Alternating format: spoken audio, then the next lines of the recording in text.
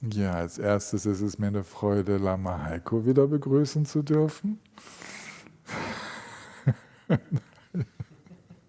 Schön, dass du da bist. Wunderbar. Heiko wird die Meditationen mit uns teilen. Und ich freue mich, dass ihr da seid und dass ihr zahlreich im Hintergrund teilnehmt. Ich danke den Übersetzern, Übersetzerinnen.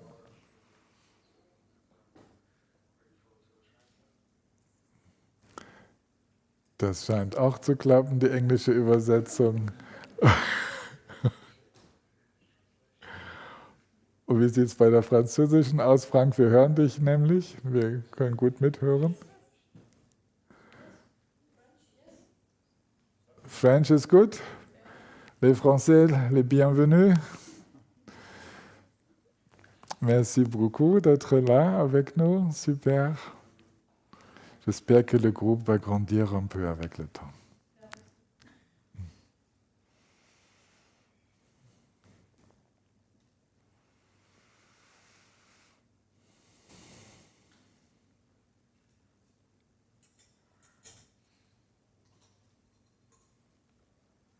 Na, gebt ihr grünes Licht? Können wir, oder ist noch etwas, was geklärt werden muss da im Hintergrund?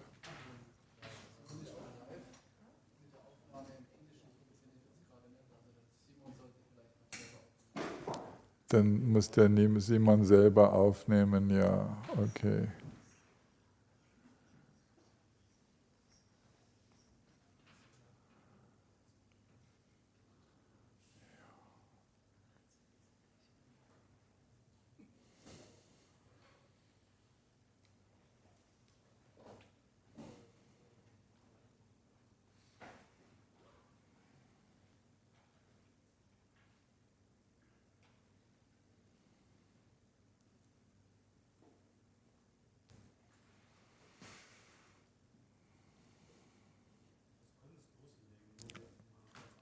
Mache ich. Dann lasst uns doch die Gebete singen und direkt einsteigen.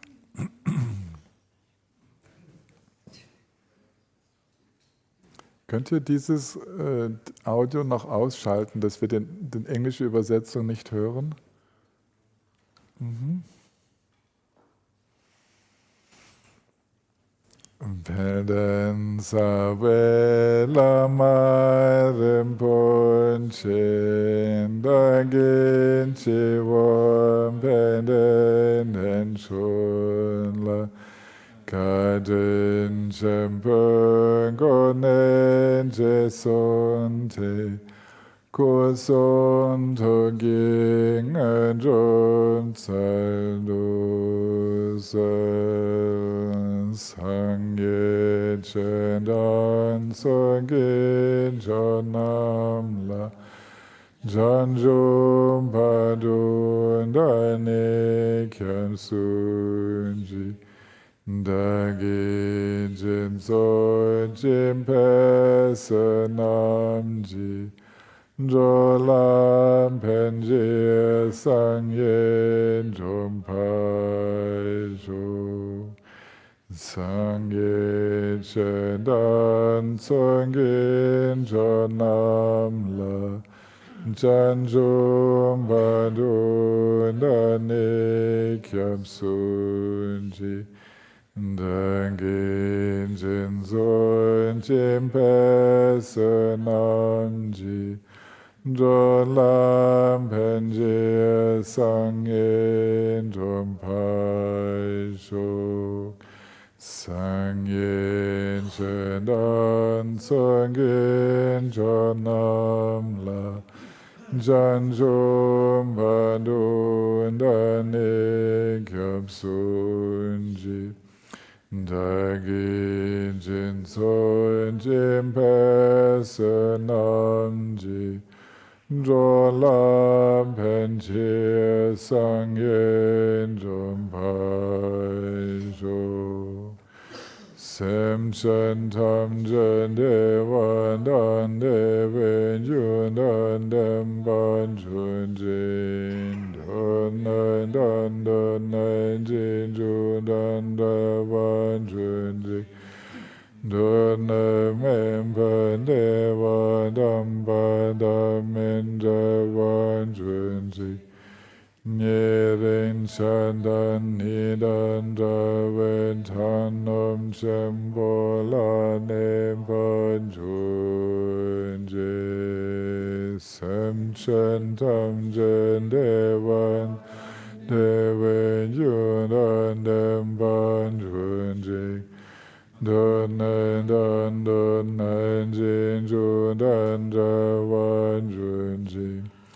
Dana Memban Devan Damba Damin Devan Junji Neden Chandan Nidan Draven Chanam Sembola Nemban Junji Sem Chen Tam Chen Devan Dan Devin Junan Demban Junji Dun Dan Dun Jin Jun Dan Javan Junji Dun Memban Devan Damba Damin Javan Junji Niden Chandan Nidan Javan Tanam Sembola Nemban Junji.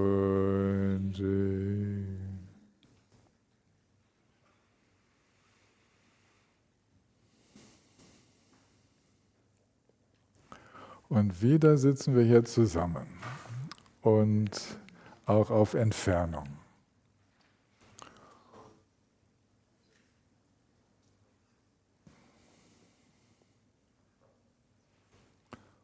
Und da fragen wir uns natürlich bei so einem strahlenden Sommertag, was bringt uns dazu, in so einer Halle zu sitzen? Nicht wahr? Verflixt nochmal, wir könnten doch auch anderes tun. Und das ist gar nicht selbstverständlich, dass wir hier sind und dass wir auch hier sein können. Ist für mich eigentlich auch eine wunderbare Herausforderung. Im Grunde genommen, das, was wir jetzt hier miteinander teilen, diese Woche auch, die ja verspricht, so sehr sonnig zu sein und warm und einladend,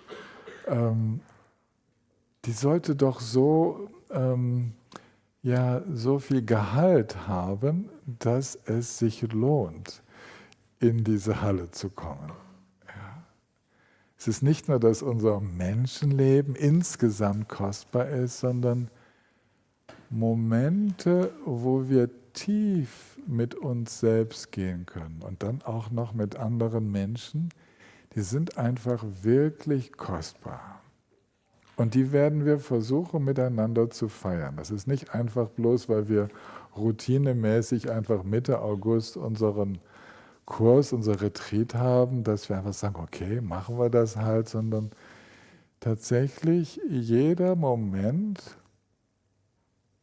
kann, wenn wir tief gewahr sind, so offen, ihr kennt ja das, so richtig mitschwingend, dann kann es ein Genuss werden.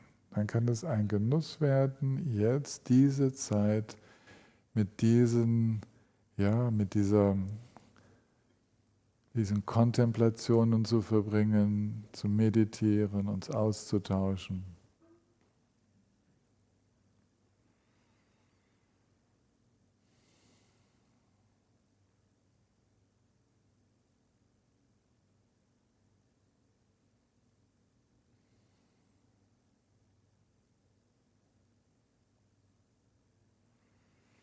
Was das besonders genussvoll macht, ist, wenn wir jetzt auch zu Beginn, zu Anfang, wenn wir das direkt beginnen zu kosten, wie schön es ist, entspannt gewahr zu sein. Wir können uns ja ruhig vorstellen, im Schatten irgendwo am Wasser zu sitzen. Wo wir dann genau sind, ist es eigentlich egal. Wichtig ist, wie sich unser Geist so öffnen mag. Lasst uns mit so einer kleinen Meditation beginnen.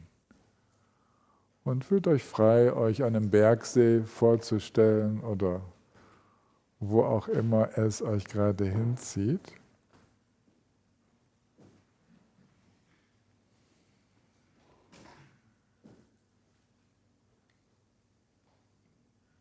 Und lasst uns dieses kostbare Jetzt so wie auf der Zunge zergehen.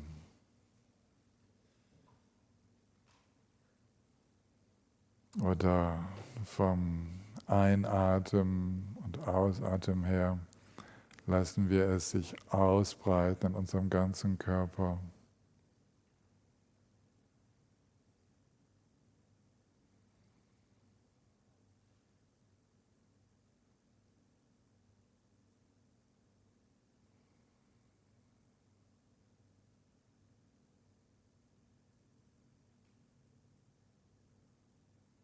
Wir spüren diesen lebendigen Körper. Vielleicht spürt ihr auch so ein Vibrieren in den Zellen. Es wird auf jeden Fall eine Menge Empfindungen geben.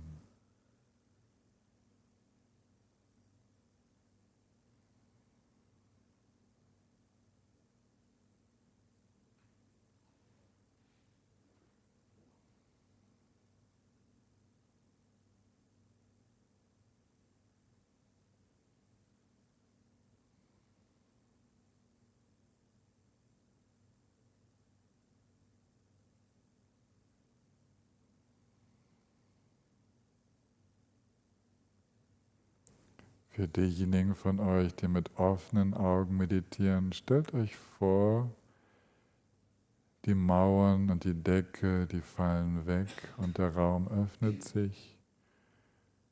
Der Himmel wird spürbar, die Weite wird spürbar. Weite ist ein innerliches Erleben. Die Vorstellung hilft nur dabei. Für diejenigen, die mit geschlossenen Augen meditieren, erlaubt dem Gewahrsein, diesem Herzensgewahrsein, erlaubt ihm, ganz hell und weit zu werden.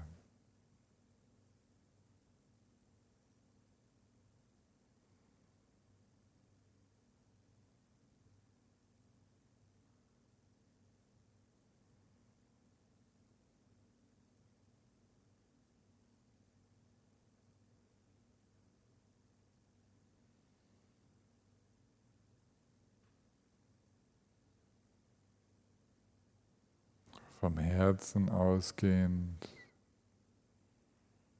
den ganzen Körper füllend, über die Körpergrenzen hinaus, in alle Richtungen, auch nach unten. Weit werden und durchlässig.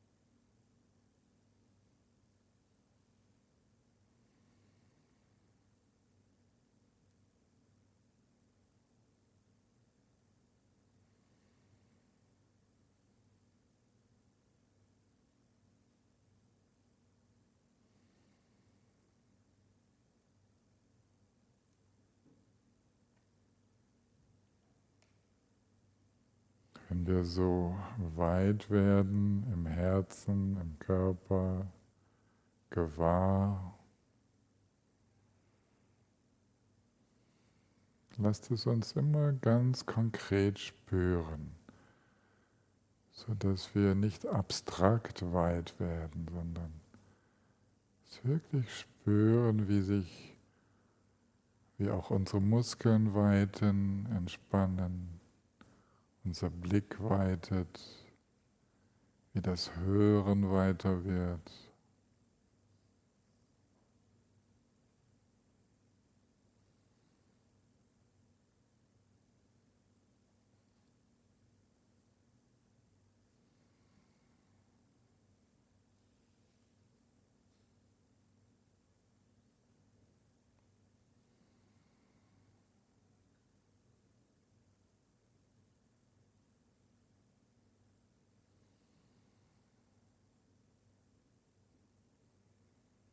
Und wie wir unserem Bewusstsein, unserem Herzen erlauben, sich auszudehnen und sich mit allem zu verbinden, nichts auszugrenzen. Da sind gleichzeitig die vielen sonnenhungrigen Gäste hier in Titisee und die unter unerträglicher Hitze leidenden Menschen in den Flüchtlingszelten im Gaza. Es ist alles gleichzeitig da. Und wir brauchen es nicht festzuhalten, es sind nur so Einladungen, es darf auftauchen und sich gerade auch wieder auflösen.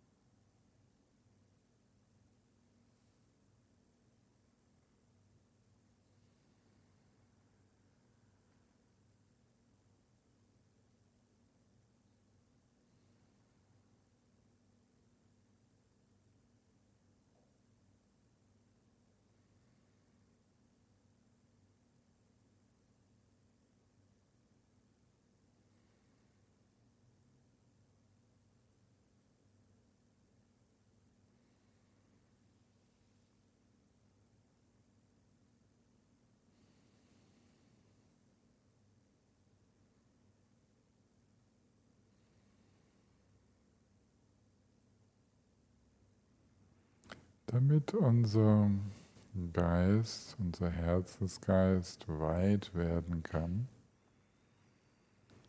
braucht es diese Durchlässigkeit, diese Fähigkeit,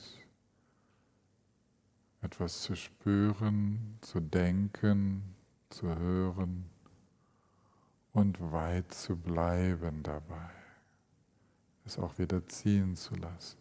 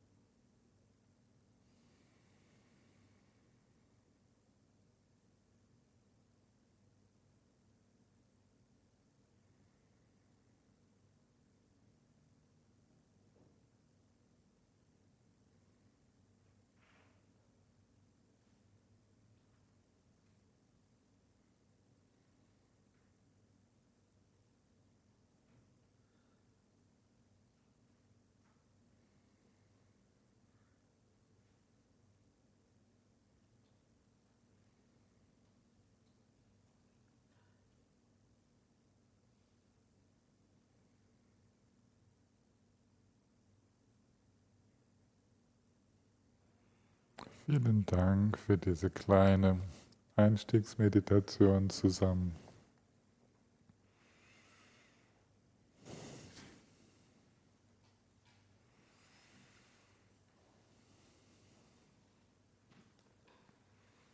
Wir sind schon mitten im Thema, im Sein. Und es geht nie um etwas anderes. Wir sind im Bodhicitta, in diesem Herzgeist, Citta des Erwachens.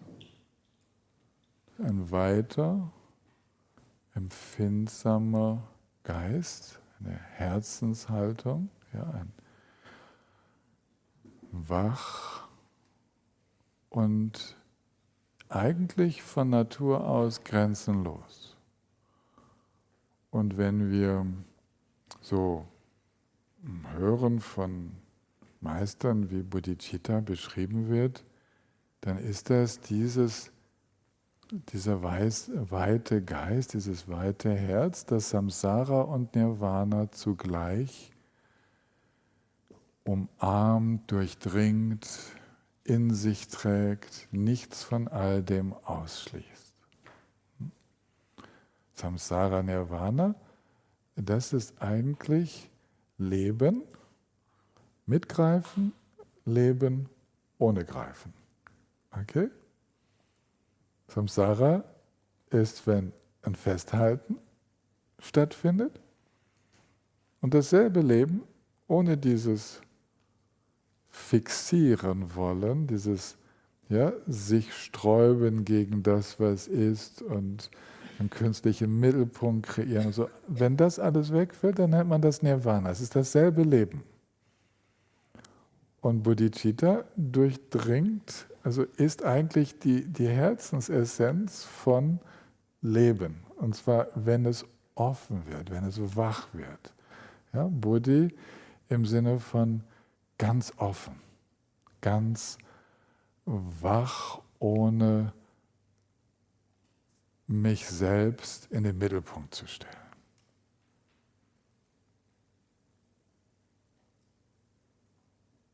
Und dieses, wie soll man sagen, eigentlich, wenn ich jetzt Leben gesagt habe, dieses Leben mit fixieren, mit sich verstricken, ne, das ist Samsara. Dasselbe Leben ohne sich zu verstricken ist Nirvana. Das ist immer gleichzeitig möglich. Wir haben immer so eine Option. Und das, was wir Leben nennen, das wird aus einem bestimmten Blickwinkel wird das Leben einfach Wandel genannt. Wir haben ja als Thema für heute, wir haben als Einstiegsthema die Vergänglichkeit, die Unbeständigkeit, den Wandel. Ja? Damit fängt diese Woche an. Und Wandel und Leben sind Synonyme. Es ist wichtig, sich das klarzumachen. Wenn kein Wandel mehr stattfinden würde, dann könnte man das rechtmäßig tot nennen. Etwas ist tot, wenn es sich nicht mehr wandelt, aber gibt es gar nicht. Das ganze Universum ist dynamisch, ist Wandel, ja, überall. Und wenn wir die Welt des Verstricktseins uns anschauen, dann ist das unser Struggle mit dem Wandel. Ich sage euch ja nichts Neues, aber wir könnten es entspannter haben. Ja, wenn das Angenehme sich wandelt, ein Struggle. Wenn das Unangenehme kommt, noch ein Struggle. Wenn das Unangenehme intensiver wird, noch ein Struggle. Wenn es andauert, auch. Wenn es weggeht, Erleichterung. Aber nur, weil der Kontrast zum vorherigen Greifen und Kämpfen jetzt so ist, dass wir, weil das Unangenehme weniger wird, jetzt gerade das Gefühl haben, jetzt kann ich wieder fließen. Okay, jetzt kann ich mich wieder öffnen. Ich brauche nicht so zu kämpfen. Ich brauche mich nicht so abzuschotten. Ja, okay. Wie lange warten wir damit? Also, wie lange warten wir damit, wenn zum Beispiel schwierige Situationen sind, höchst schwierige? Wie lange hadern wir mit der Situation, bevor wir nachgeben und akzeptieren, das ist, was das Leben jetzt gerade bringt. Das ist, was unser Körper, was mein Körper jetzt gerade bringt. Das ist, was das Wetter jetzt gerade bringt. Das ist, was die geopolitische Situation gerade bringt. Das ist ja all die vielen Faktoren. Und das wird uns diese Woche alles beschäftigen, dieses Spiel der Faktoren. Wir werden uns mit Karma beschäftigen, wir werden uns mit Wandel und unserem ja, unnötigen Struggle, diesem Kampf, wie soll man sagen, in diesem Wandel, wir hätten es gern so nach unserer Nase. Wir hätten es gern so, wie wir es wollen. Ich möchte gern so aufwachen, wie ich mir das vorstelle. Ich möchte auch gern so schlafen, wie ich mir das vorstelle. Und ich möchte gern so essen und so verdauen, wie ich mir das vorstelle. Und und es geht doch immer wieder alles anders. Und dass immer wieder alles anders geht, ist dieselbe Tatsache. Oder wir nennen das Leben. Das ist nichts Beständiges, es ist nicht planbar. Und wir können darin sehr entspannt unterwegs sein. Das Herz kann offen bleiben. Und darum verwenden wir so viel Zeit, immer wieder diesen Wandel, diese Unbeständigkeit anzusprechen, weil die Illusion, dass etwas klappt, weil es ja immer geklappt hat, irgendwann klappt es nicht mehr. Ich weiß auch nicht, warum meine Fahrradkette heute so entsetzlich knatschte. Ja? Vorgestern habe ich sie noch geölt. Es darf eigentlich nicht sein. Ja, und da fahre ich hier zu einer Unterweisung und denke,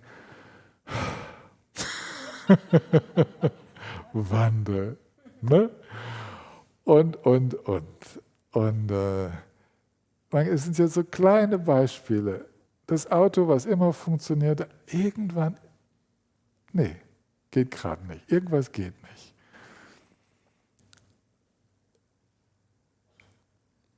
Ich brauche die Beispiele nicht alle aufzuzählen, oder? Wir sind alles sehr erfahrene, belesene, Dharma-praktizierende. Vergänglichkeit ist ja das absolute Einmaleins. Ja? Wir sind des Wandels sowas von gewahr, aber vielleicht hilft es, dieses Wort Unbeständigkeit, Vergänglichkeit, Wandel einfach mal durch Leben zu ersetzen. Es lebt, es bewegt sich. Ja, ich habe ja sonst oft schon so das Wort dynamisch benutzt. Es ist alles in Bewegung, es ist alles dynamisch. Molekularbewegung, submolekular und so weiter, bis hin in den Makrokosmos, alles in Bewegung. Keine Ausnahme. Und das Leben macht auch nicht Halt irgendwo bei einer künstlichen Grenze, wo man sagt, also das ist jetzt mineralische Welt und das ist pflanzliche Welt und so. Wie war das noch kürzlich mit dem Erdbeben und die Erde bewegt sich, Vulkane, die ausbrechen und Tsunamis, die entstehen und Bewegung. Unvorhergesehenes.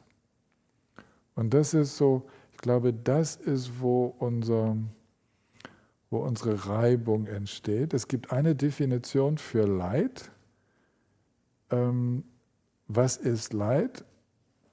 Also dieses jetzt das psychisch empfundene Leid, das, wo ich Leid erlebe, Reibung mit der Wirklichkeit. Das ist eine schöne Definition, oder? Das ist die Reibung, das ist da, wo ich nicht im Einklang bin mit dem, wie es ist. Da entsteht Spannung. Meine Vorstellung und Wirklichkeit, die klaffen auseinander. Und das Krasseste ist immer, wenn uns der Ziegel auf den Kopf fällt, der eigentlich gar nicht fallen sollte. Ja? Also wenn auf unserem Weg des Seins etwas passiert, wo wir gedacht haben, so, das geht ja nun wirklich nicht, dann ist Unbeständigkeit, Vergänglichkeit, Wandel und so ist besonders deutlich. Manchmal kommen wir ja ganz gut hin, weil wir die Dinge so weit überblicken und alles im Rahmen des Vorhersehbaren sich abspielt, dann merken wir es nicht, dass wir, während sich alles so abspielt, wie wir es denken, dass wir subtil in einem Haften an Beständigkeit landen. Wir denken, wir sind im Fluss der Dinge, aber ohne dass wir es merken, während wir so fließen, während wir so im Fluss der Dinge sind, gehen wir mal in den Urlaub. Vielleicht wart ihr ja gerade im Urlaub. Vor 3 Tagen war es schön, vor 2 Tagen war es schön, in der Familie alles Paletti, mit Freunden auch. Gestern war es schön, heute ist es schön. Es war jetzt schon mehrere Tage so richtig harmonisch miteinander. Und ich stelle mich innerlich darauf ein, morgen wird es auch toll. Ja?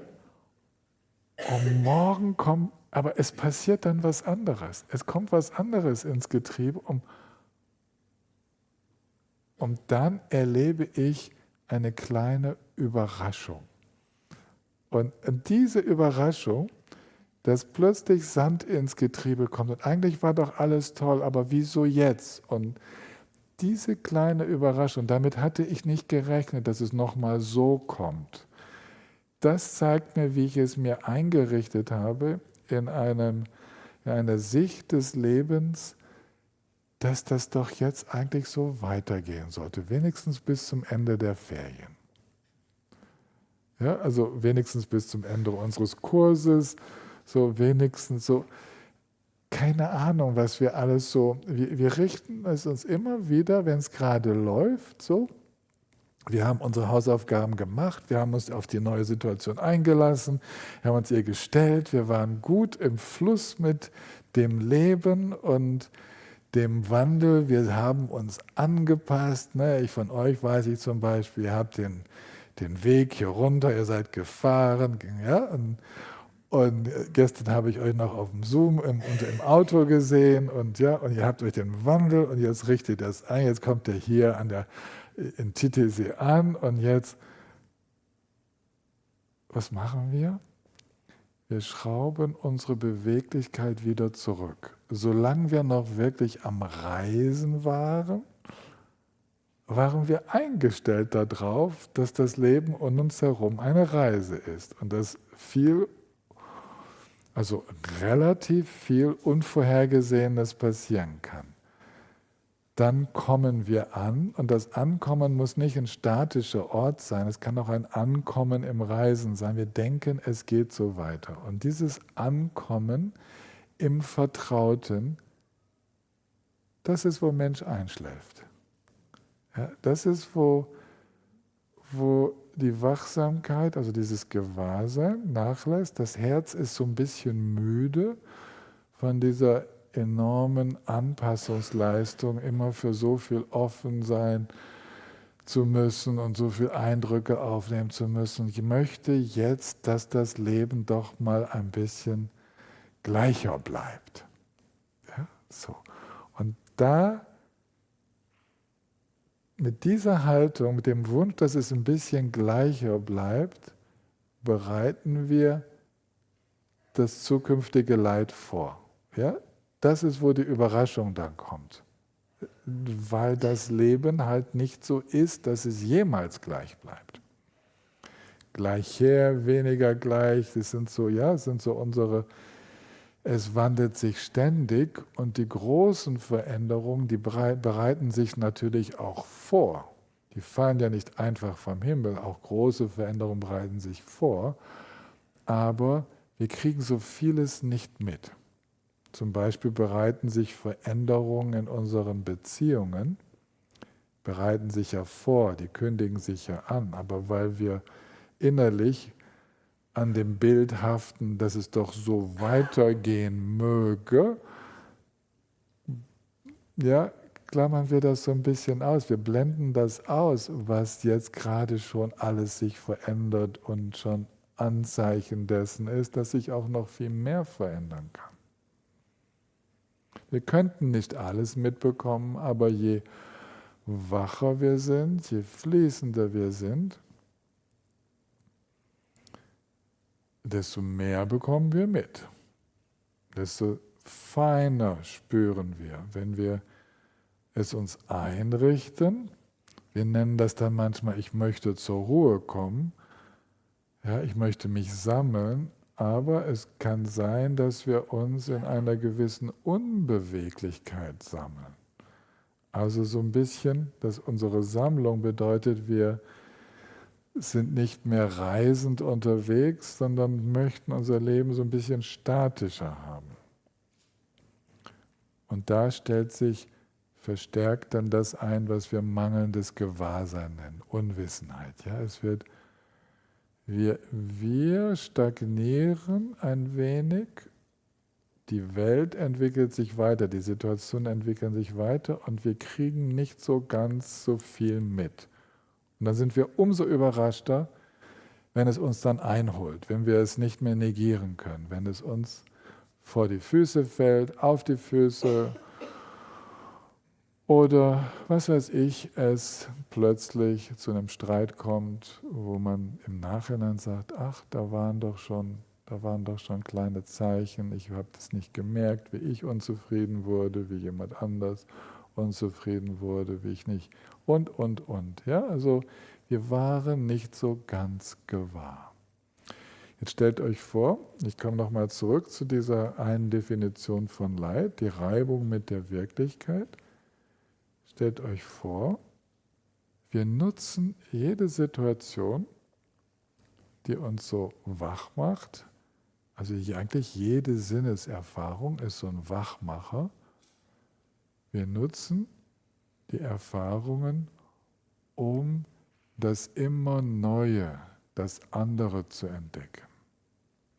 Ich könnte jetzt die Übung machen, ich sehe euch nämlich alle, ihr seht euch nur von hinten, ja, ihr seht mich, aber ihr könnt mich auch angucken. Ich kann euch angucken und ich kann die Übung machen, zumindest in denen von euch, die mir vertraut sind, den Wandel geradezu zu sehen. Ihr seht nicht mal mehr so aus wie gestern, bei denen, die ich gestern gesehen habe. Ja? Ihr seht nicht so aus wie im April, als wir uns das letzte Mal gesehen haben, oder im letzten August. Und das ist eine Übung. Ja? Das ist eine Übung, jetzt nicht nur zu sagen, kenne ich, super, ist wieder da, ja, oh, klasse, ja? Sondern zu sehen, ist da, ja, oh, anders. Was ist das andere? Was ist das Neue? Was ist das, was zusätzlich kommt? Wie hat sich dieser Mensch verändert? Ja, diese Antennen auszufahren, nicht nur für das Gleiche, sondern für das Neue, Frische, andere. Und das ist der Punkt, wo ein tiefes Verständnis von Wandel, Vergänglichkeit, Unbeständigkeit zur Lebensfreude beiträgt. Wo plötzlich die Frische so spürbar wird, wo das Leben ganz spannend wird, weil ich gar nie dem Altvertrauten begegne, sondern dem Vertrauten mit dem Neuen. Ja, da hat sich ja was getan. Und hinter dem anderen Gesichtsausdruck, hinter der anderen Erscheinung verbirgt sich die Reise der anderen Person, hinter dem, wie sich die Umgebung verändert, verbirgt sich, was die Umgebung halt, zum Beispiel hier der Kurpark oder was auch immer, das Dorf Titisee, was das so alles durchgemacht hat. Überall verbirgt sich was dahinter. Das Leben wird interessant. Wenn ich beginne,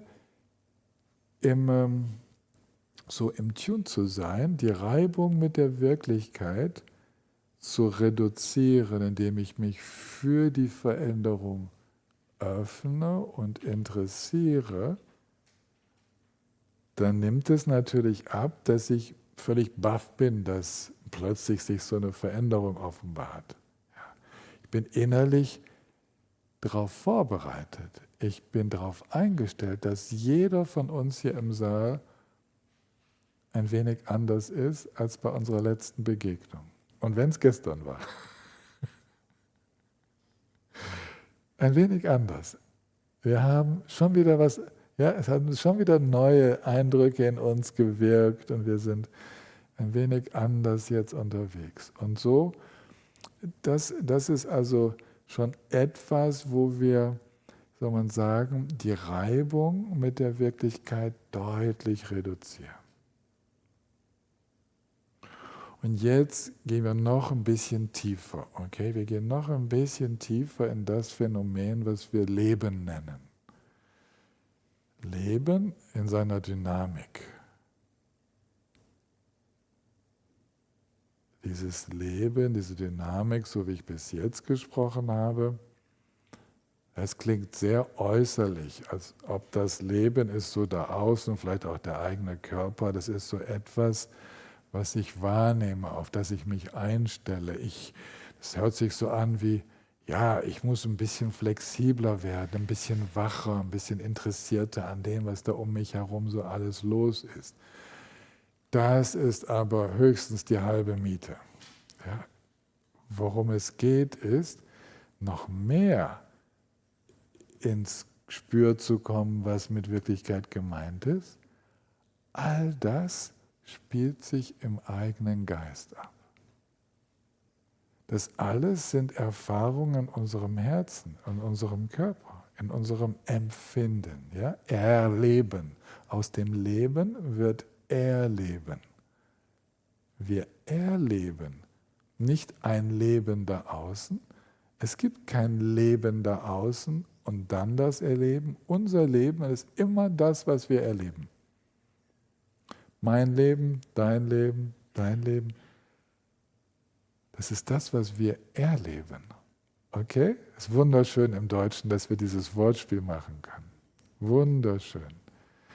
Wir erleben und das bedeutet, die Veränderung, die ich sehe, die ich höre, die ich spüre, die ich denke, die ich mir innerlich vorstelle, etwas, an was ich mich erinnere und mit jetzt vergleiche, all das, was Erleben so ausmacht, das ist dieses subjektive Erleben und es kann gar nicht anders sein. Astra, du kannst mich nicht anders anschauen als in deinem Erleben und ich kann dich nicht anders anschauen als dich jetzt erlebend. Ja?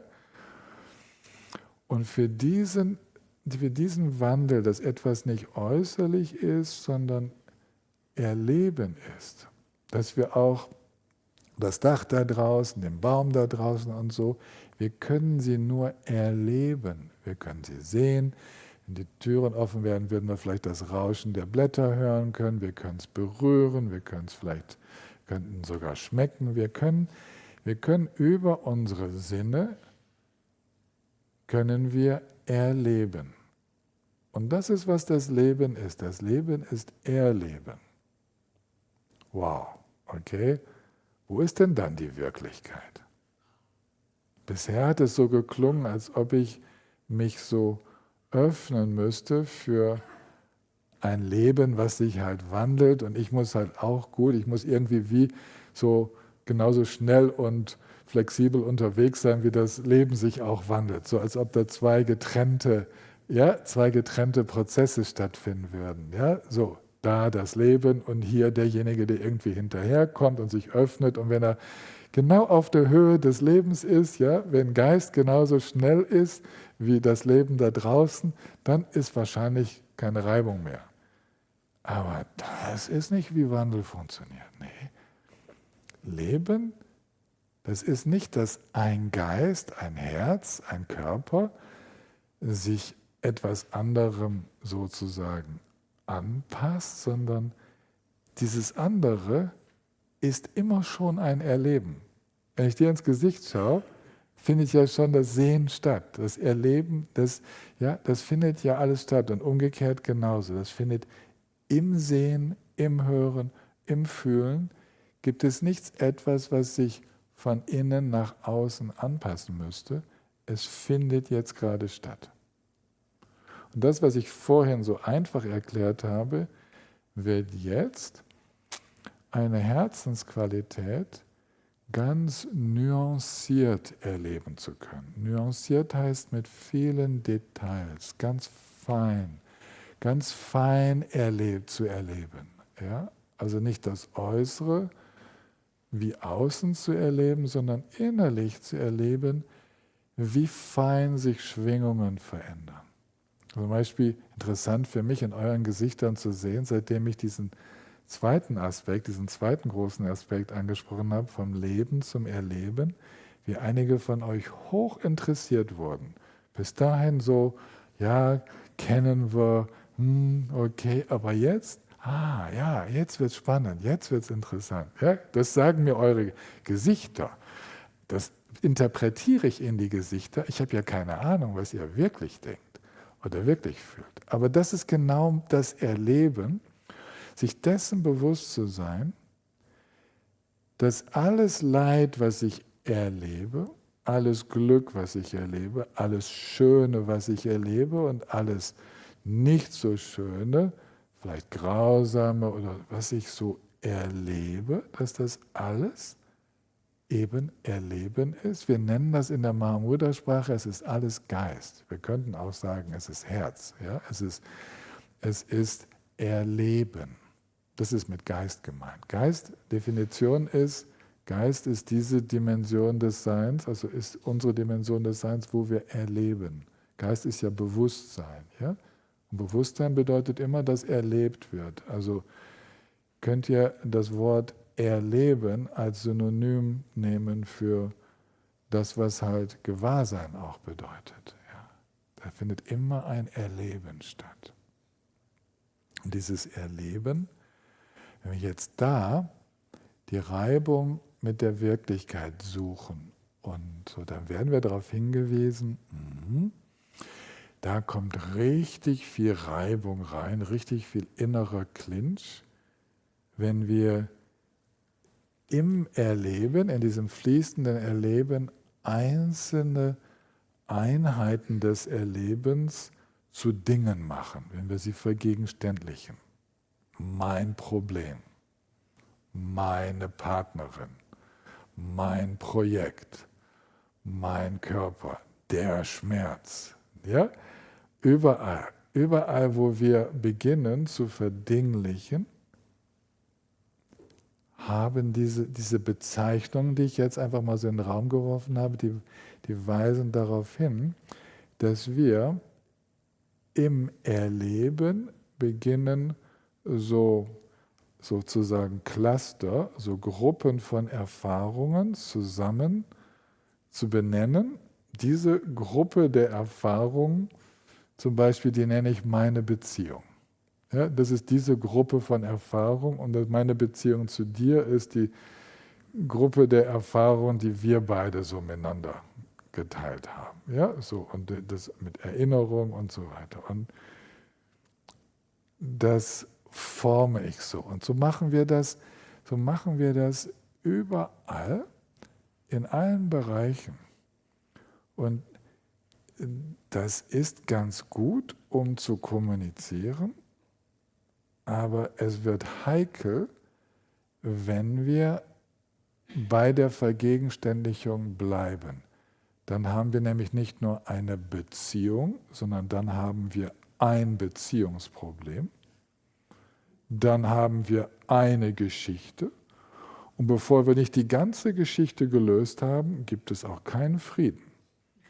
Wir können nicht einfach uns öffnen in den Frieden hinein. Wir müssen erst die Geschichte zwischen dir und mir, da haben wir hier ein Problem.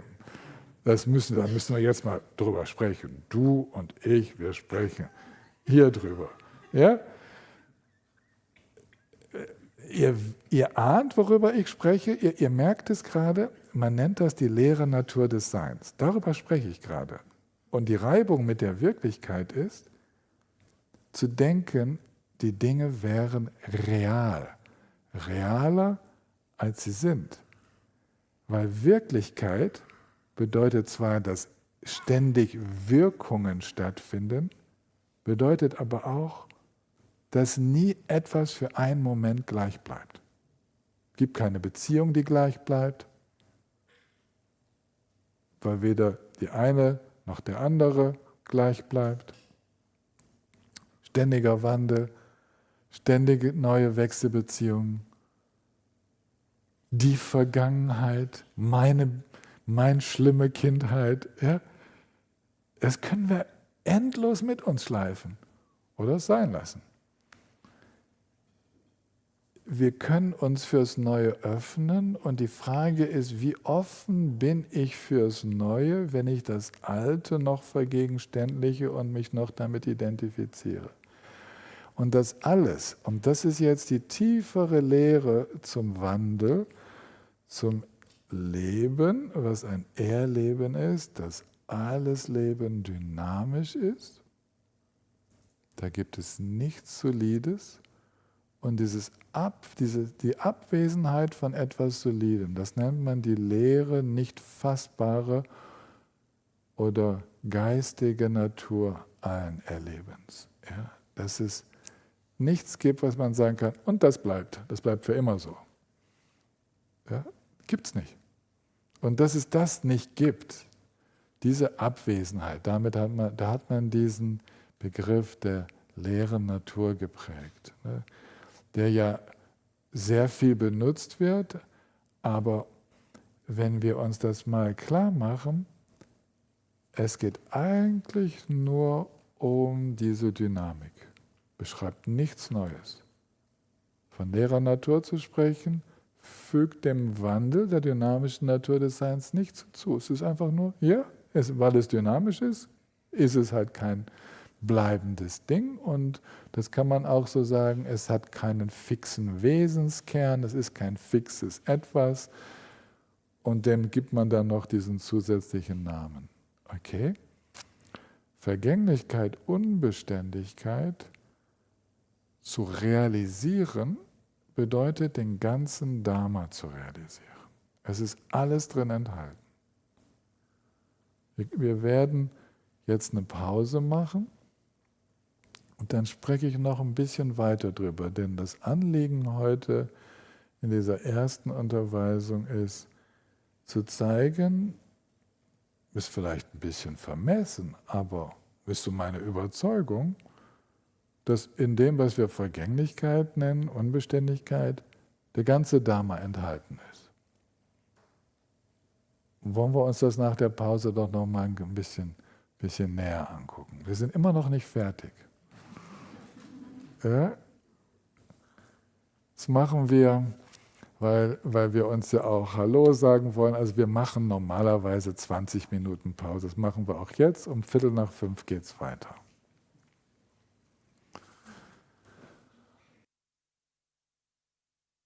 Was die Tagesstruktur angeht, die Wochenstruktur und so, ist es alles wie immer. Es hat sich nie was geändert. Außer. Das sage ich euch nachher. Ich weiß auch nicht, mit was das zu tun hat. Irgendwie geht das Leben noch schneller.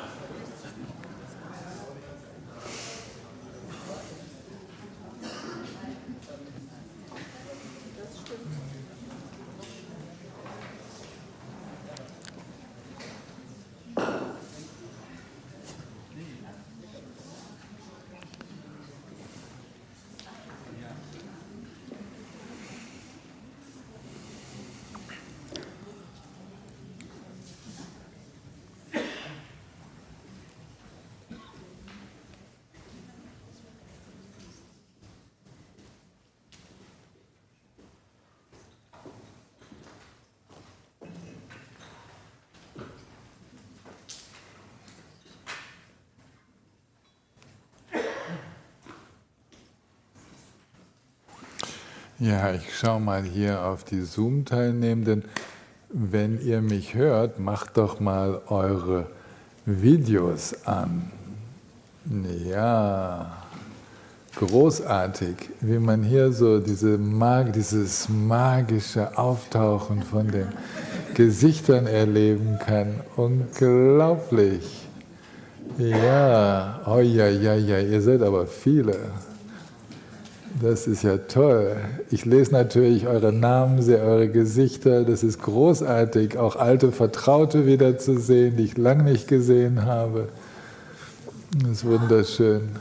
Ja. Ja. Okay.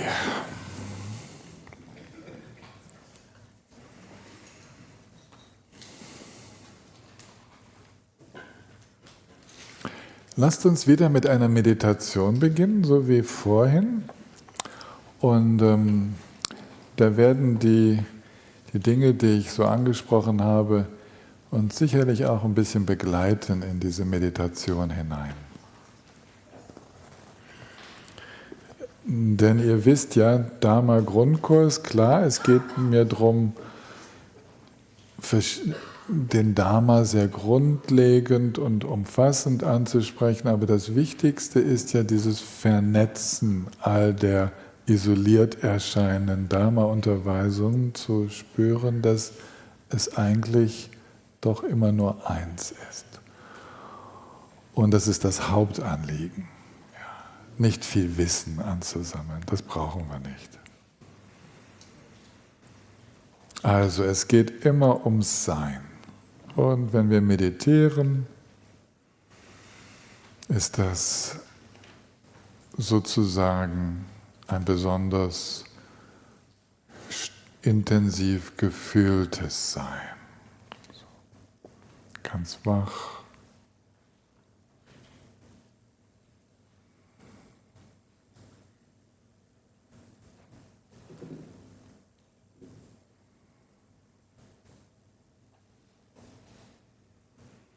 Und im Unterschied zu eben, jetzt in der Pause,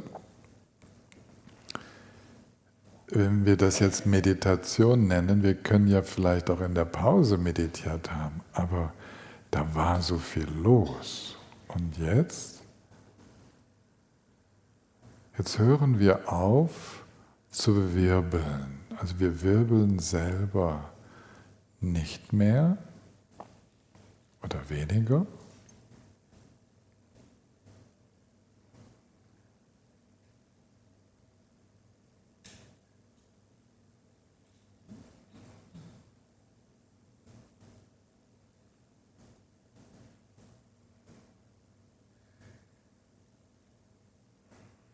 Und der Sturm in der Teetasse beruhigt sich.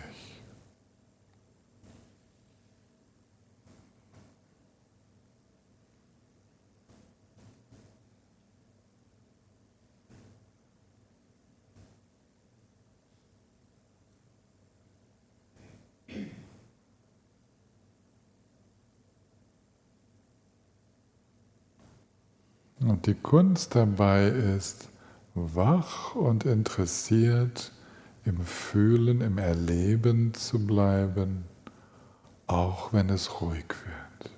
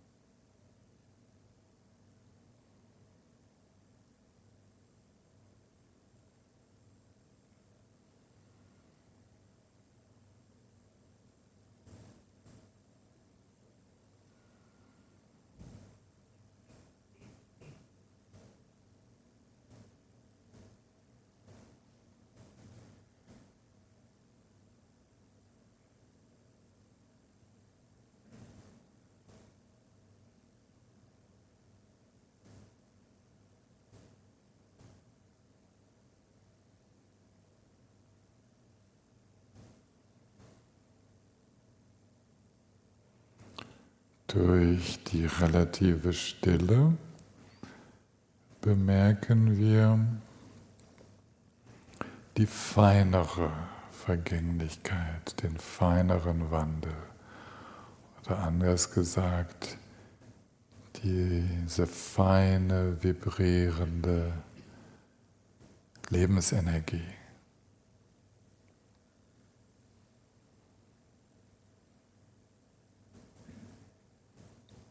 Bewusstsein ist diese feine Energie im Erleben.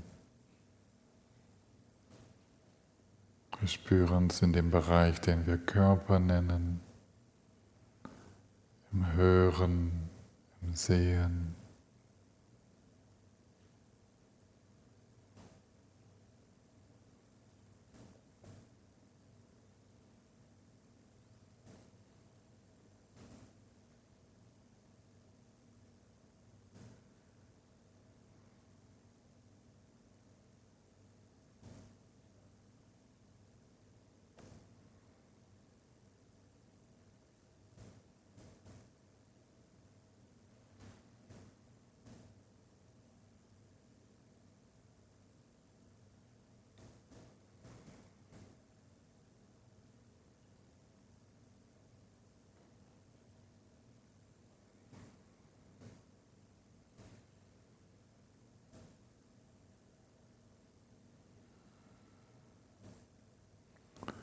Lasst uns doch mal die Augen schließen, alle, die sie noch offen haben,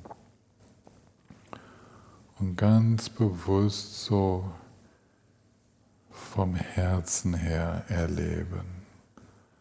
Vom Herzen, vielleicht sogar vom Bauch aus. Also von dem, so mehr vom Zentrum unseres Körpers aus.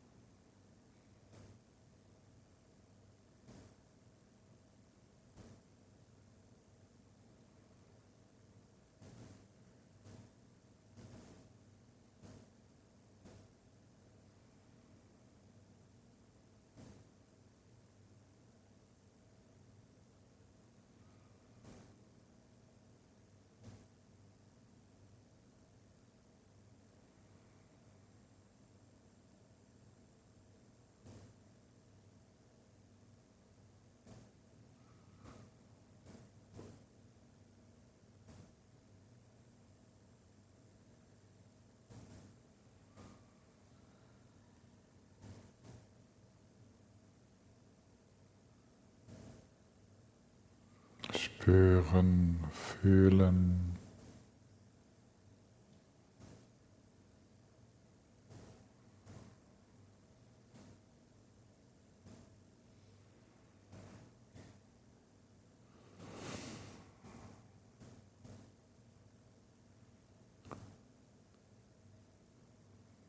Und wenn wir diese Worte benutzen, spüren und fühlen, da taucht immer noch das Gefühl auf, ein Ich müsste etwas anderes spüren.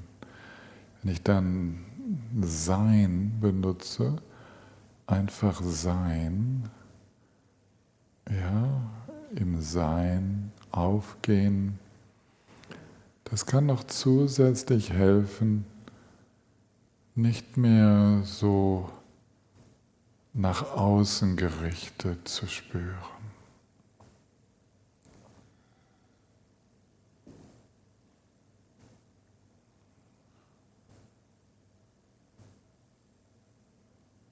Also in einem umfassenden Erleben anzukommen, wo innen und außen nicht mehr unterschieden werden. Es interessiert niemanden mehr. Es ist alles ein Erleben, ein fließendes, sich ständig wandelndes, sich ständig erneuerndes Erleben.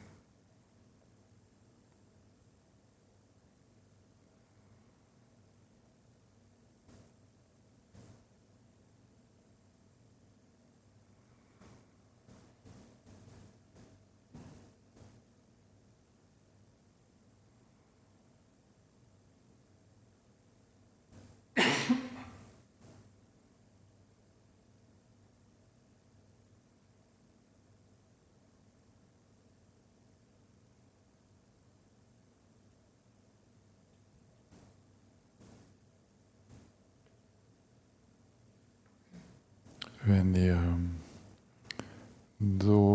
ihr spürt, ihr seid so mit geschlossenen Augen in so einem offenen Erleben angekommen, dann traut euch doch mal, die Augen langsam zu öffnen und im Erleben zu bleiben.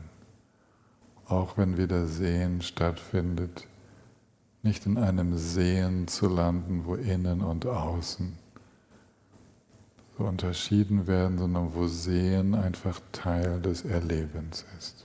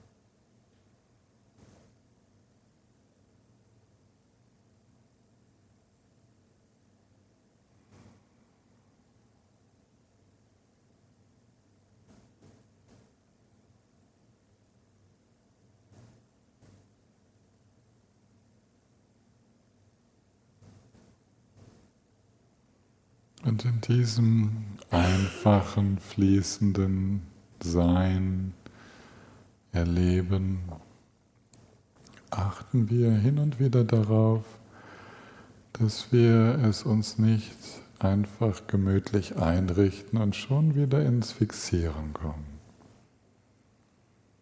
Dass wir beweglich bleiben.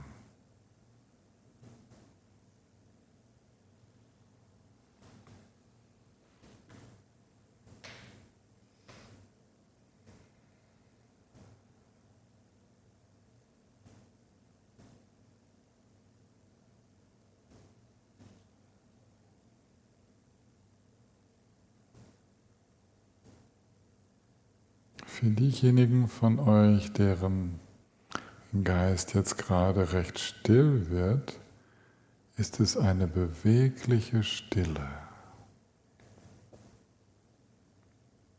Und für diejenigen, bei denen der Geist aktiv ist es eine geschmeidige Beweglichkeit.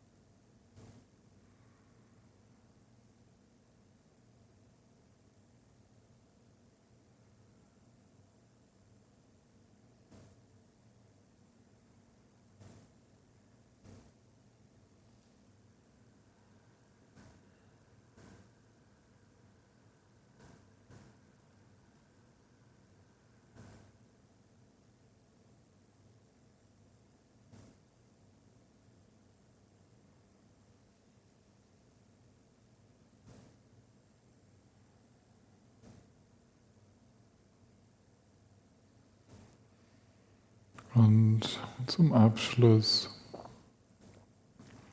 wir meditieren also so, um diese Reibung mit der Wirklichkeit zu lockern, aufzulösen. Dukkha auflösen bedeutet, also Leid auflösen bedeutet, diese Reibung, diesen Widerspruch zur Natur des Seins ganz aufzulösen. Nicht aus etwas Beweglichem etwas Festes zu machen, aus dem, was momentan aufsteigende Geistesbewegungen sind, einen festen Gedanken zu machen.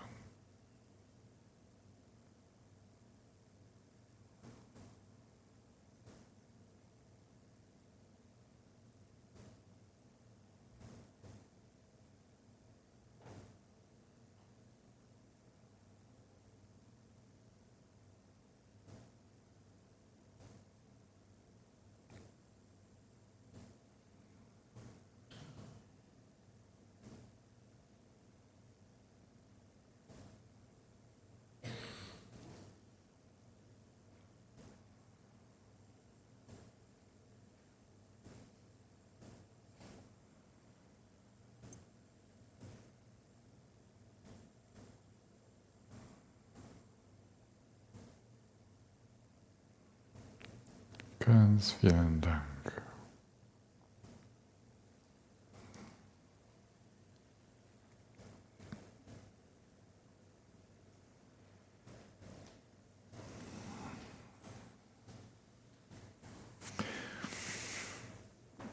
Wenn wir sprechen, wenn wir kommunizieren miteinander,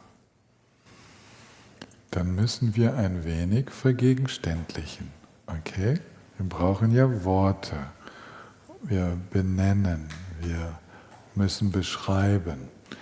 Das ist ein bisschen so, wenn wir es jetzt auf eine nette Art beschreiben, als würden wir so aus dem Strom des Seins so kleine Bälle herausfischen und mit denen spielen, und das gibt unsere Sätze und unsere Erzählung und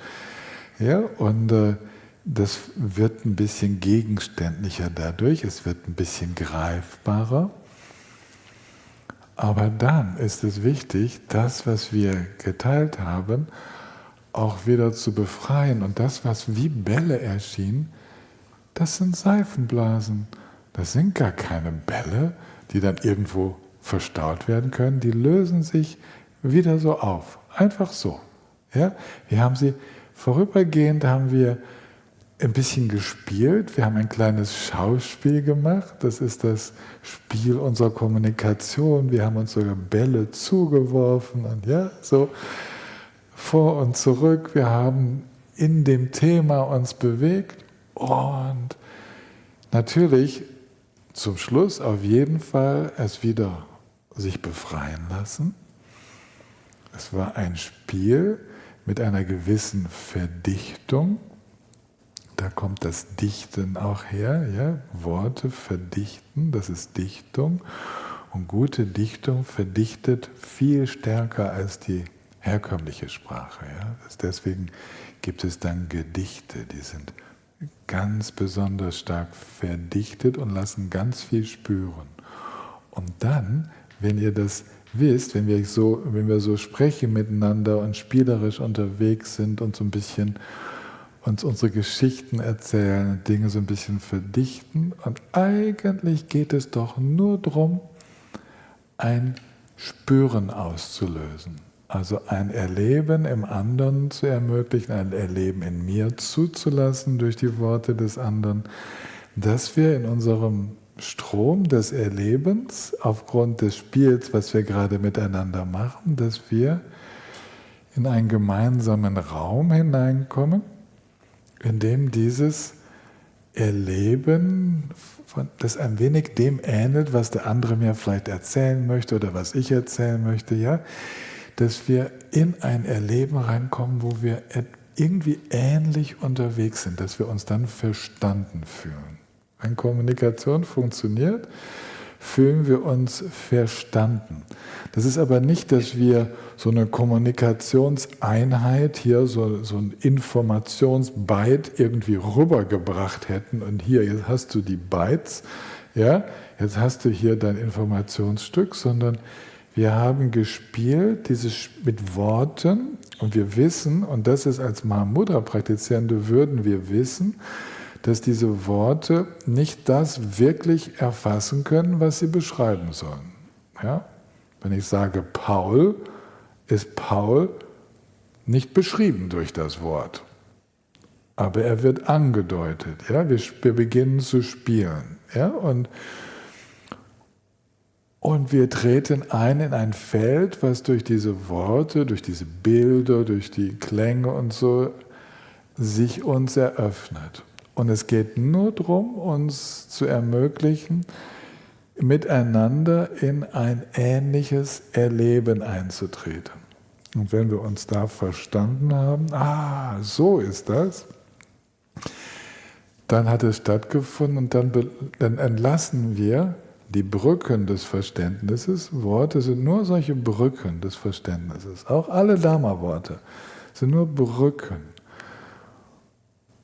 Und wenn ihr jetzt zum Beispiel ankommt und merkt, jetzt hat er da so ein Beispiel benutzt, als ob Bälle aus dem Sein da rausgefischt werden und plötzlich sind diese Bälle nur noch Luftblasen und eigentlich war da gar nichts Konkretes, gar nichts, was als ein Ding bleibt. Wenn ihr da jetzt in so eine Ahnung kommt von sehr wirklich und zugleich zutiefst irreal, ja, im guten Sinne, zutiefst wirklich und doch Spiel mit Illusionen, ja, täuschend wirklich und zugleich tatsächlich wirklich.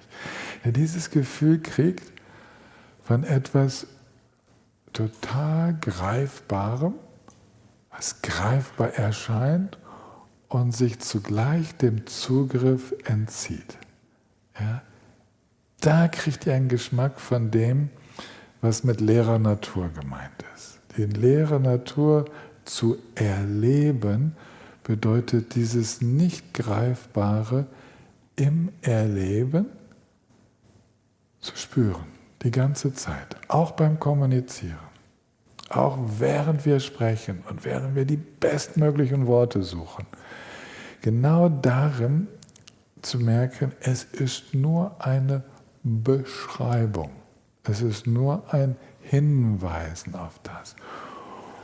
Und da können wir entspannt bleiben, obwohl wir nach dem Besten suchen. Und vielleicht haben wir sogar gedacht, ich habe das Beste gefunden. Aber es ist nur gut, wenn dieser Ball, den ich dir zuspiele mit dem besten Wort, was ich gefunden habe, spiel dir diesen Ball zu.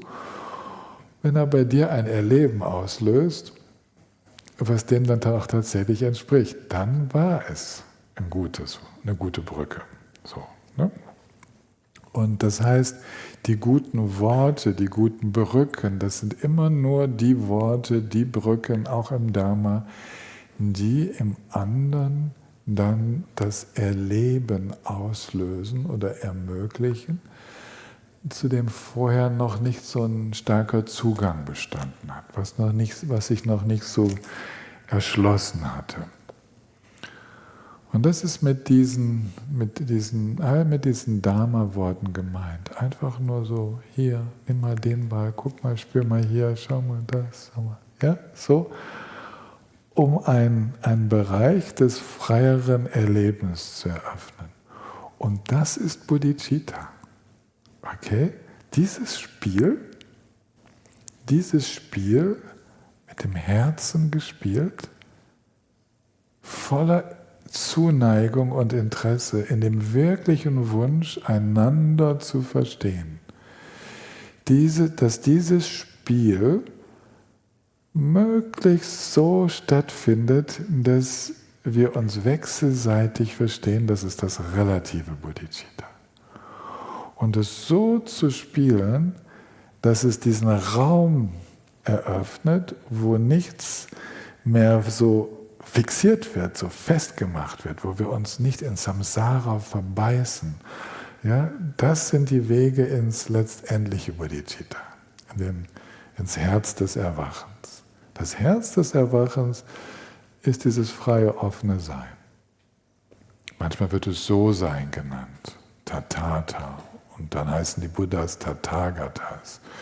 Habe ich euch immer schon wieder mal erzählt. Aber das ist genau, was gemeint ist, dieses im So-Sein ankommen.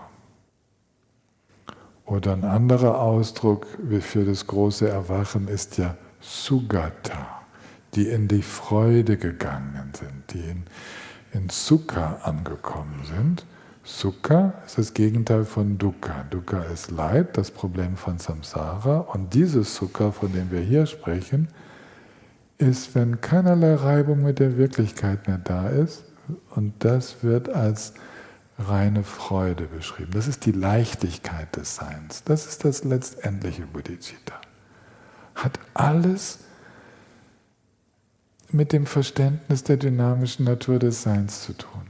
Ist immer noch die Unterweisung über Wandel und wie leben in diesem Wandel, wie kommunizieren in diesem Wandel, wie frei werden in diesem unbeständigen, sich wandelnden, sich ständig entwickelnden Sein. Ja? Es ist alles ein Dharma. Das hatte ich euch ja versprochen, ne? Dass ich das. Und jetzt habe ich es also in den Bereich des Herzensaustausches ausgeweitet, in den Bereich der Kommunikation, von der leeren Natur in das Verständnis der illusorischen Natur aller Erscheinungen. Es ist wirklich aller Dharma enthalten. In diesem tiefen Verständnis des dynamischen Seins. Und wir werden nie was anderes unterrichten, nur immer wieder mit anderen Bällen spielen. Okay? Um dieses Einfache zu verstehen. Habt ihr Fragen dazu? Jetzt habe ich schon ein bisschen gesprochen, wir haben jetzt noch 10 Minuten Zeit. Ich könnte noch die eine oder andere Frage nehmen. Da springen natürlich unser liebes Team hier. Großen Dank wieder, dass ihr das so aufgebaut habt, dass alles funktioniert. Jetzt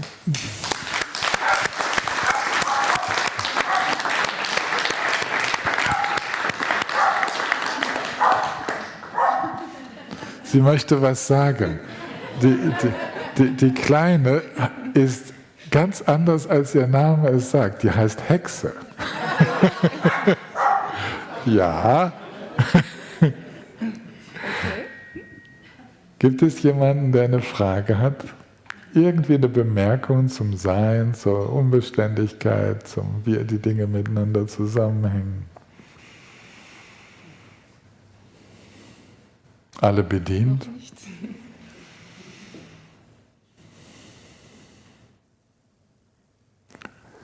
Okay, dann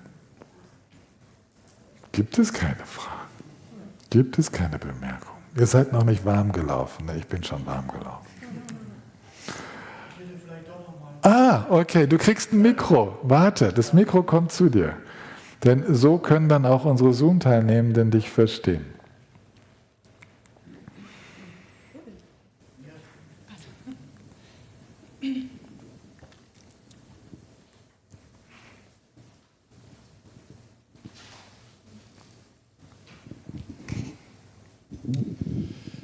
Ja, also die Ausführungen, denen konnte ich doch gut folgen und eine interessante Beschreibung.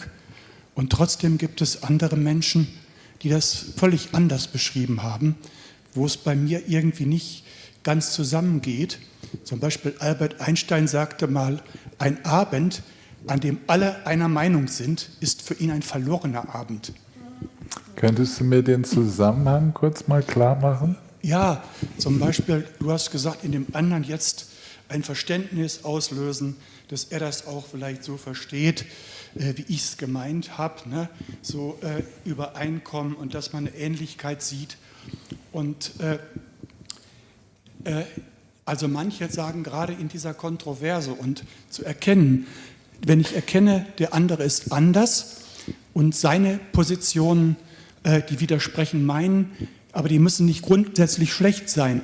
Welche dieser Haltungen können vielleicht sind meinen sogar vielleicht überlegen? Und welche Position von ihm kann ich überhaupt nicht anerkennen, dass ich sage, okay, das kann ich jetzt so nicht gelten lassen für mich. Da ist meine Position für mich, dabei bleibe ich. Oh ja, jetzt kann ich dir folgen. Ja, ja.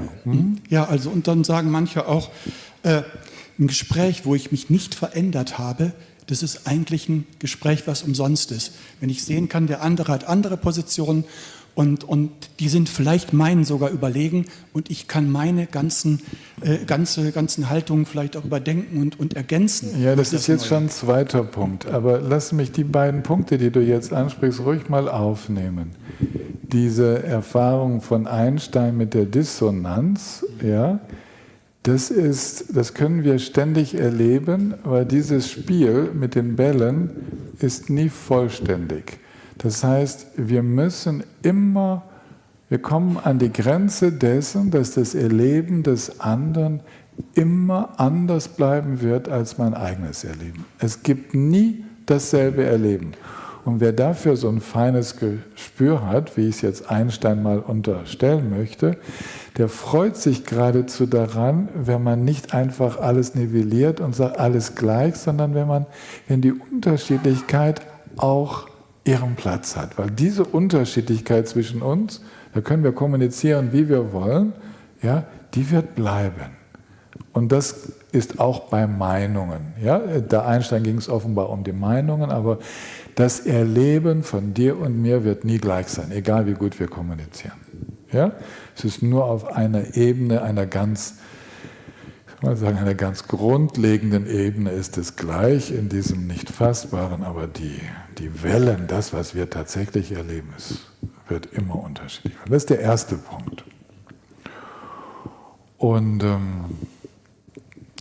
das war doch ganz klar eben, was der zweite Punkt war. Der zweite Punkt war,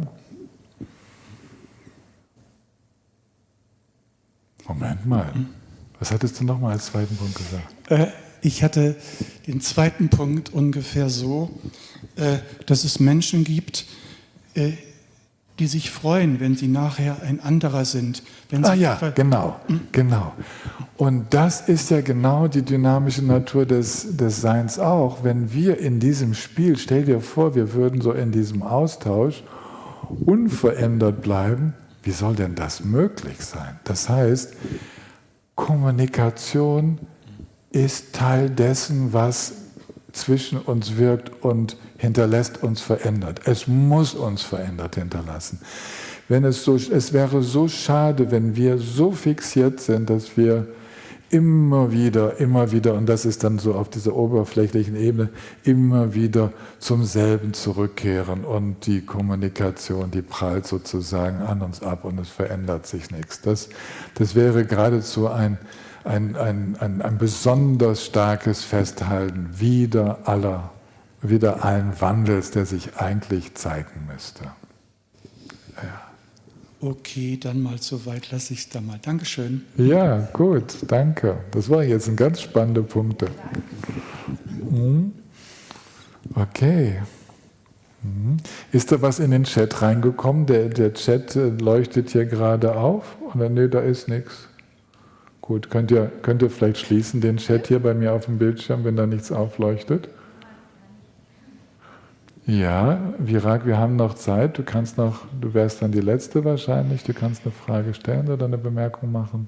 Wenn ich dich richtig verstanden habe und auch die Belehrungen, also diese immer wieder die Welt frisch zu erleben, dass diese Veränderung, wie immer wieder neu geboren zu werden, immer wieder alles neu zu erleben, das ist diese Frische, das Offenbleiben, im Fluss zu sein. Und ich habe da ein bisschen, der Körper oder das Gehirn ist, soweit ich mich auskenne, meine Studien erreichen, ist darauf ausgerichtet. Und deswegen haben wir auch diese Automatismen, dass mit so wenig Energieaufwand wie möglich durch den Tag kommen. Und deswegen haben wir auch diese Automatismen entwickelt. Und es ist für mich so wie ein Kampf, okay, es ist in dieser Frische bleiben, die Welt immer wieder neu erleben oder mit den Veränderungen fließen. Aber auf der anderen Seite ist der Körper auf was anderes ausgerichtet und da ist wie ein ständiger... Wie kann man das auflösen? Wir können da vielleicht du sprichst jetzt aus der Neurophysiologie ein paar Erkenntnisse an.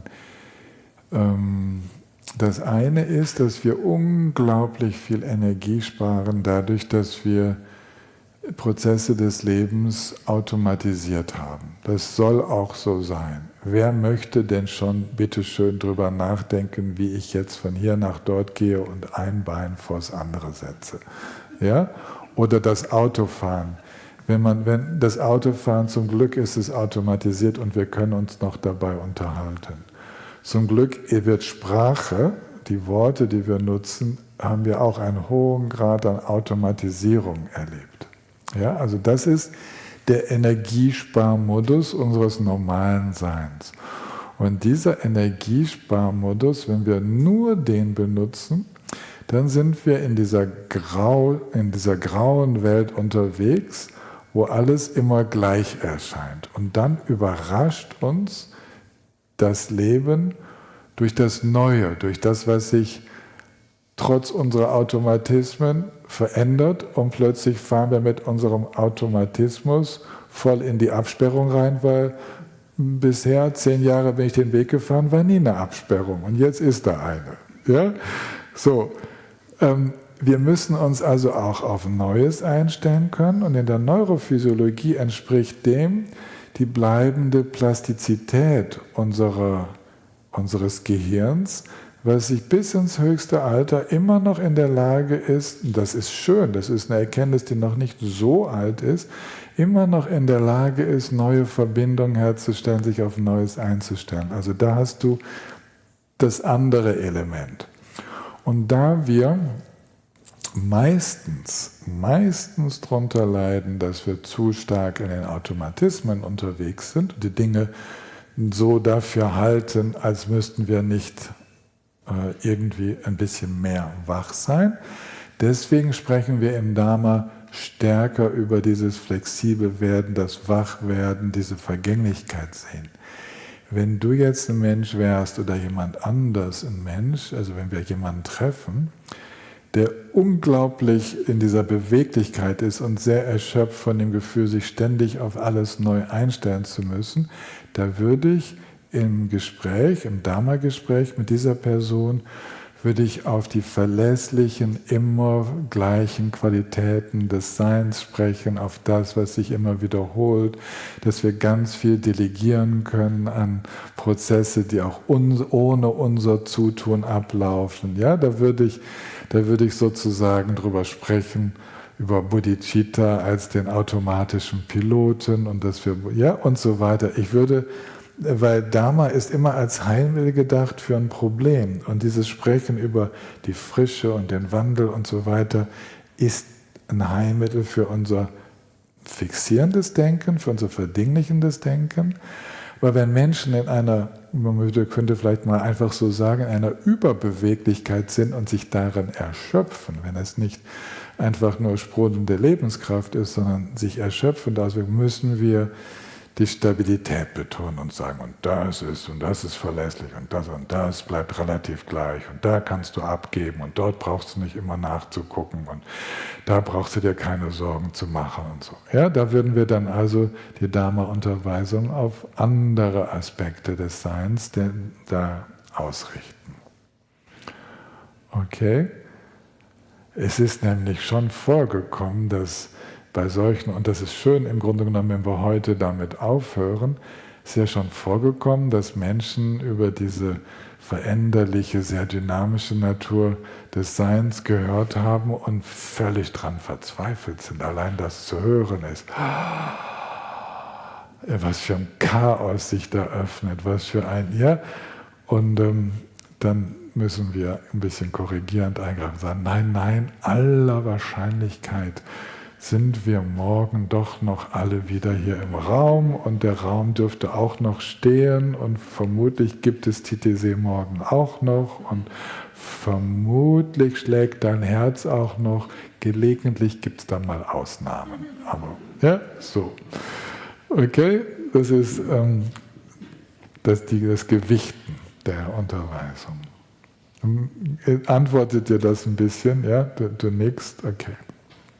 Dann lasst uns gemeinsam widmen.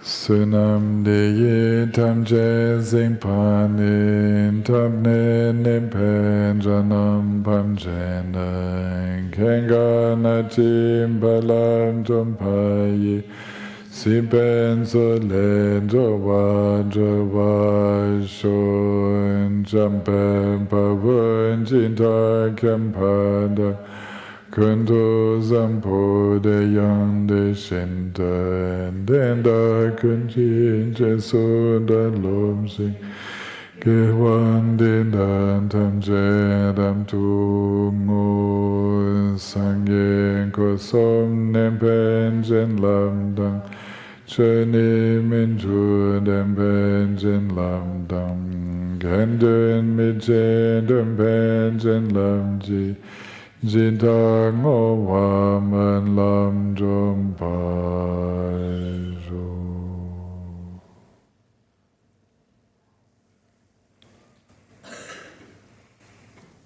Bleibt noch einen Moment sitzen. Von den Zoom-Teilnehmenden können wir uns verabschieden. Morgen beginnt es mit einer Meditation von Heiko, nicht wahr? Um 9 Uhr. Ich habe liegt bestimmt hier der Zeitplan. Heiko.